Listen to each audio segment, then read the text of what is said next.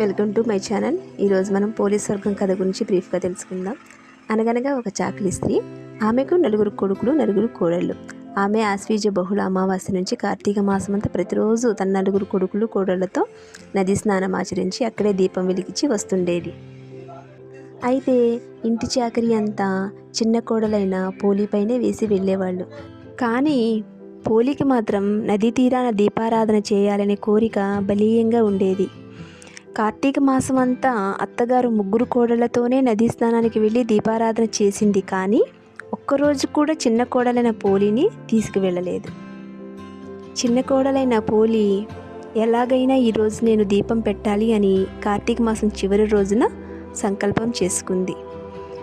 మజ్జిగ చిలికిన కవ్వానికి అంటుకొని ఉన్న వెన్నను తీసుకొని పెరట్లో ఉండే పత్తి చెట్టు కింద రాలిపడిన పత్తి కాడను తీసి వత్తిగా చేసి పెరట్లోనే ఉన్న బావి వద్ద స్నానం చేసి వెన్న ఒత్తితో కలిపి దీపం వెలిగించింది.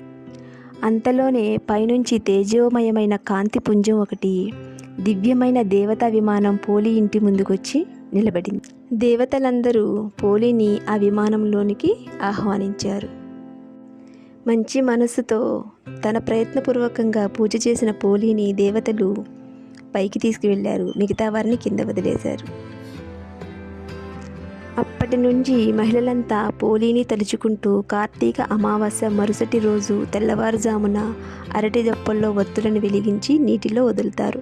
కార్తీక మాసంలో ఒక్కరోజు కూడా దీపాన్ని వెలిగించకపోయినా కనీసం పోలీ పాడ్యమి రోజు 30 ఒత్తులను వెలిగించి నీటిలో వదిలితే కార్తీక మాసం అంతా దీపారాధన చేసిన పుణ్యం కలుగుతుందని కార్తీక పురాణం చెబుతుంది. దీన్ని బట్టి మనం గ్రహించాల్సింది ఏమిటంటే దుర్బుద్ధి వీడి నిష్కల్మషమైన మనసుతో ఏ పని చేసినా దానిని పరమాత్మ స్వీకరిస్తాడని తెలుసుకోవాలి. ఈసారి నవంబర్ 20 గురువారం అమావాస్యతో పూర్తి కానుంది. అక్టోబర్ 22న ప్రారంభమైన కార్తీక మాసం. కానీ ఎవరైనా కార్తీక మాసంలో రోజు పూజలు చేయడం సాధ్యపడకపోతే వారు కూడా ఈ రోజున దీపాలు నదిలో అరటి డొప్పల్లో దీపాలు వెలిగించి నీటిలో వదలాలి. అందుకే ఈరోజు ఎంతోమంది దీపదానాన్ని కూడా ముఖ్యంగా పాటిస్తూ ఉంటారు. ఇదేనండి ఇవాల్టి వీడియో. మంచి వీడియోతో మళ్ళీ కలుసుకుందాం. అంతవరకు సెలవు. నమస్కారం.